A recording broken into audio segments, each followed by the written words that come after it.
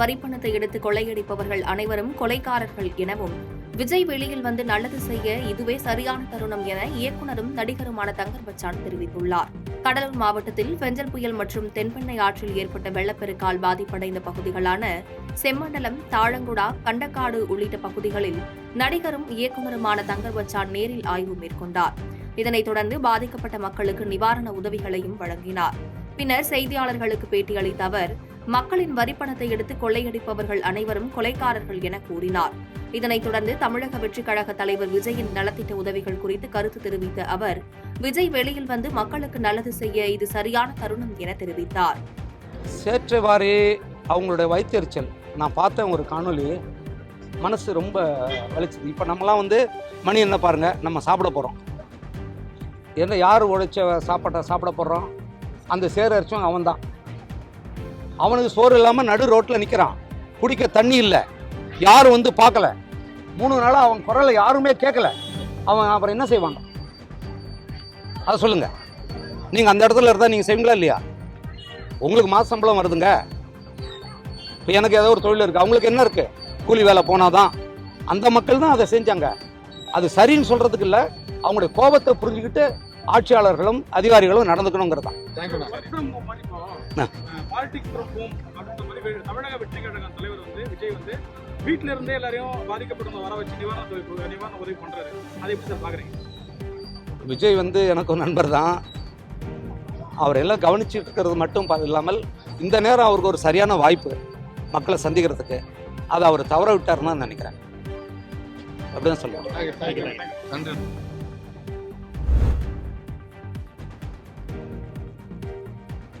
பண்ருட்டி அடுத்த செம்மேடு கடிலம் ஆற்று பாலம் உடைந்ததால் நெய்வேலி சட்டமன்ற உறுப்பினர் சபா ராஜேந்திரன் அதிகாரியுடன் ஆய்வு மேற்கொண்டார்.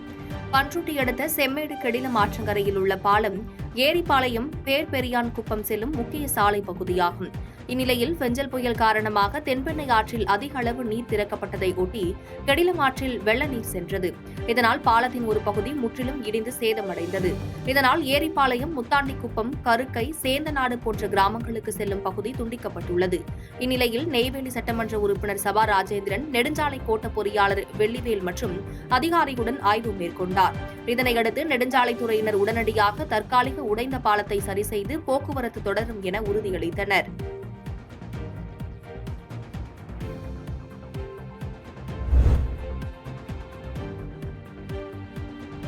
கடலூர் மாவட்டம் குறிஞ்சி நகரில் மாவட்ட ஆட்சியரை சுற்றி வளைத்து பொதுமக்கள் அடுக்கடுக்காக குறைகளை கொட்டி தீர்த்தனர். கடலூர் மாவட்டத்தில் தென்பெண்ணை ஆற்றில் ஏற்பட்ட வெள்ளப்பெருக்கின் காரணமாக கடந்த 2 தினங்களாக 20க்கும் மேற்பட்ட கிராமங்களில் மாநகராட்சி பகுதியின் முக்கிய இடங்களும் நீரில் மூழ்கியது. இந்த நிலையில் கடலூர் மாநகராட்சிக்குட்பட்ட குமரப்பா நகர், குறிஞ்சி நகர் உள்ளிட்ட பகுதிகளில் வெள்ளம் வடிந்த நிலையில் அப்பகுதியை மாவட்ட ஆட்சியர் CP ஆதித்ய செந்தில்குமார் நேரில் சென்று ஆய்வு செய்தார். அப்பொழுது குறிஞ்சி நகர் மக்கள் மாவட்ட ஆட்சியரை சுற்றி வளைத்து மீட்புப் பணிகள் சரியாக நடைபெறவில்லை எனவும், வெள்ளம் வந்த பின்னர் தான் மாவட்ட நிர்வாகம் அறிவிப்பு வெளியிட்டதாகவும் மாவட்ட ஆட்சியரிடம் அடுக்கடுக்காக குறைகளை கூறினர். இதுபோன்று நடைபெறாமல் இருக்க நிரந்தரமாக தென்பெண்ணை ஆற்றின் கரையோரத்தில் தடுப்பணை கட்ட வேண்டும் என கோரிக்கை வைத்தனர்.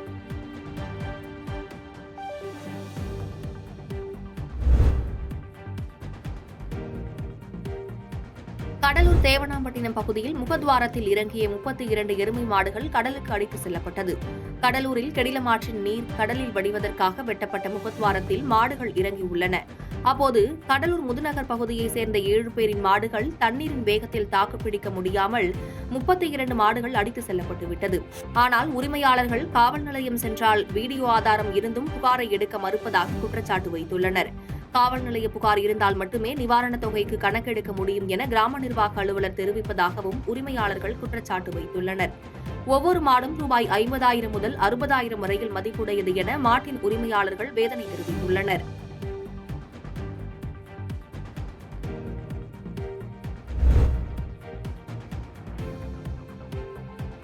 அச்சிறுபாக்கம் அருகே கடந்த 3 வருடங்களாக சீரமைக்கப்படாத சாலையில் மழைநீர் சூழ்ந்து சேரும் சகதியுமாக உள்ளதாக பொதுமக்கள் குற்றச்சாட்டு வைத்துள்ளனர். செங்கல்பட்டு மாவட்டம் மதுராந்தகம் அடுத்த அச்சிறுபாக்கம் ஒன்றியத்துக்குட்பட்ட பள்ளிப்பேட்டை ஊராட்சி ஸ்ரீராம் நகரில் கடந்த 3 ஆண்டுகளாக சாலைகள் சீரமைக்கப்படாததால் மழைக்காலங்களில் சாலை மற்றும் குடியிருப்பு பகுதிகளில் மழைநீர் சூழ்ந்து அப்பகுதியில் உள்ள 70க்கும் மேற்பட்ட குடியிருப்பு வாசிகள் வீட்டை விட்டு வெளியே வர முடியாத சூழலில் மிகவும் சிரமத்திற்குள்ளாகி வருகின்றனர். மேலும் குட்டை போல் தேங்கிய மழைநீரில் கொசுக்கள் உற்பத்தியாகி மர்ம காய்ச்சல் வருவதாக புகார் தெரிவிக்கின்றனர். இதுகுறித்து பள்ளிப்பேட்டை ஊராட்சி மற்றும் அச்சிறுப்பாக்கம் வட்டார வளர்ச்சி அலுவலகத்தில் பலமுறை புகார் செய்தும் இந்நாள் வரை நடவடிக்கை எடுக்கப்படவில்லை என பொதுமக்கள் குற்றச்சாட்டு வைக்கின்றனர். மேலும் சம்பந்தப்பட்ட மாவட்ட நிர்வாகம் உடனே நடவடிக்கை எடுக்க வேண்டும் என அப்பகுதி மக்கள் கோரிக்கை வைத்துள்ளனர்.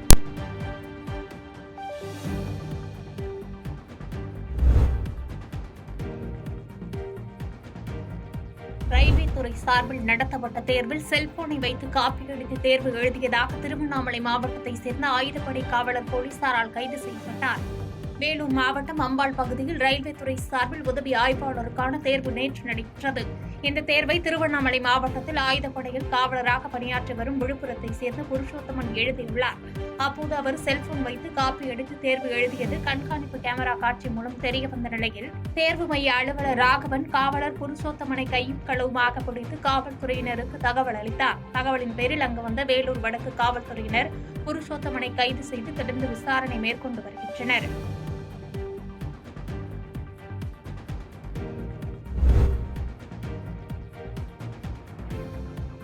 பெஞ்சல் புயல் தாக்கம் மற்றும் கனமழை காரணமாக அரூரில் பல ஏக்கரில் பயிரிடப்பட்ட மரவள்ளி கிழங்கு மழை வெள்ளத்தில் அடித்து செல்லப்பட்டதால் உரிய இழப்பீடு வழங்க விவசாயிகள் கோரிக்கை வைத்துள்ளனர்.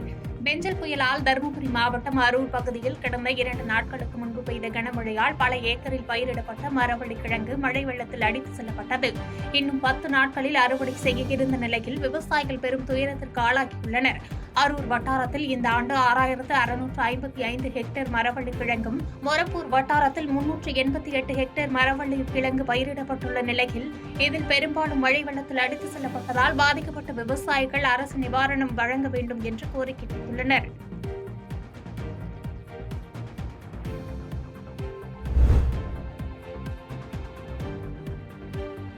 மதம் மாறி திருமணம் செய்ததால் தங்களது பெற்றோர்கள் கொலை மிரட்டல் விடுவதாக திருச்சி ஆட்சியரிடத்தில் காதல் தம்பதி பாதுகாப்பு வேண்டி மனு அளித்தது பரபரப்பை ஏற்படுத்தியது.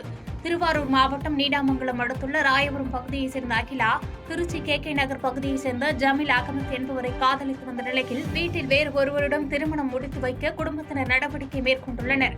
இந்நிலையில் கடந்த நவம்பர் மாதம் 29ஆம் தேதி இஸ்லாமிய முறைப்படி தனது பெயரை அனீஸ் பாத்திமா என்று மாற்றி ஜமீல் அகமதை திருமணம் செய்து கொண்டுள்ளார். இந்நிலையில் திருமணத்தை அறிந்த பெண்ணின் குடும்பத்தினர் தொடர்ந்து கொலை மிரட்டல் விடுத்து வருவதாகவும் காவல் நிலையங்களில் தங்களுக்கு பாதுகாப்பு தொடர்பான புகார் அளிக்கும் போது மனுவை பெற்றுக் கொள்ளாமல் நிராகரித்து வந்ததால் திருச்சி மாவட்ட ஆட்சியரிடம் உரிய பாதுகாப்பு வழங்க வேண்டும் என்றும் காவல் நிலையத்தில் தங்களது புகாரை விசாரித்து நடவடிக்கை எடுக்க உத்தரவிட வேண்டும் என வலியுறுத்தி மனு அளித்தனர்.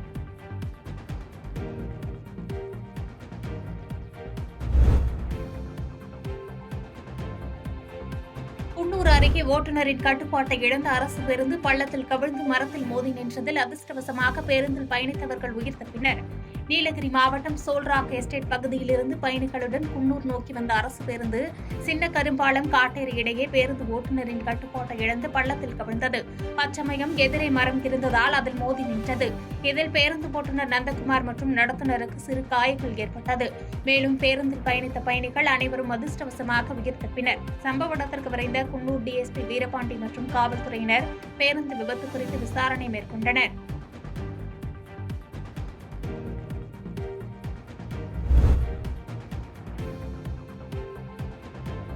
கடலில் மாயமான கன்னியாகுமரி மாவட்டத்தைச் சேர்ந்த மீனவரை விரைந்து தேடி கண்டுபிடிக்க கோரி மீனவ கிராம மக்கள் ஆட்சியர் அலுவலகத்தை முற்றுகையிட்டதால் பரபரப்பு ஏற்பட்டது. கன்னியாகுமரி மாவட்டம் குளச்சல் அருகே உள்ள கோடிமுனை மீனவ கிராமத்தைச் சேர்ந்த மீனவர் ஏசுதாசன் கடந்த மாதம் 27ஆம் தேதி கேரள மாநிலம் முனம்பம் மீன்பிடி துறைமுகத்திலிருந்து ஸ்ரீலாலர் என்பவரது விசைப்படகில் 11 மீனவர்களுடன் மீன்பிடிக்க சென்றுள்ளார். கடந்த 30ஆம் தேதி சோழிக்கோடு மாவட்டம் வேம்பூர் கடல் பகுதியில் மீன்பிடித்துக் கொண்டிருந்த போது கடல் காற்று சீற்றத்தில் சிக்கி விசைப்படகு தொடர்ந்து மீன்பிடிக்க முடியாமல் கரை திரும்பிக் கொண்டிருந்தனர். படகில் இருந்த இயேசுநாதன் நிலை தடுமாறி கடலில் மாயமாக்கி உள்ளதாக கூறப்படுகிறது. இந்த நிலையில் கடலில் மூழ்கி மாயமான மீனவரை விரைந்து தேடி கண்டுபிடிக்க கோரி மீனவர் இயேசுதாசனின் குடும்பத்தார் மற்றும் கோடிமுனை மீனவர்கள் ஆட்சியர் அலுவலகத்தில் மனு கொடுத்து பின்னர் முற்றுகையிட்டதால் பரபரப்பு ஏற்பட்டது. கடலில் மாயமான மீனவருக்கு ராணி என்ற மனைவியும் மூளை வளர்ச்சி குன்றிய மகள் உள்ளிட்ட 2 மகள்கள் உள்ளனர் என்பது குறிப்பிடத்தக்கது. பாதகம் செய்பவரை கண்டால் நாம் பயங்கொள்ளலாகாது பாப்பா, மோதி மிதித்து விடு பாப்பா, அவர் முகத்தில் உமிழ்ந்து விடு பாப்பா. அண்மை செய்திகளை உடனுக்குடன் தெரிந்து கொள்ள இணைந்திருங்கள் இயம்நாடு தொலைக்காட்சியுடன்.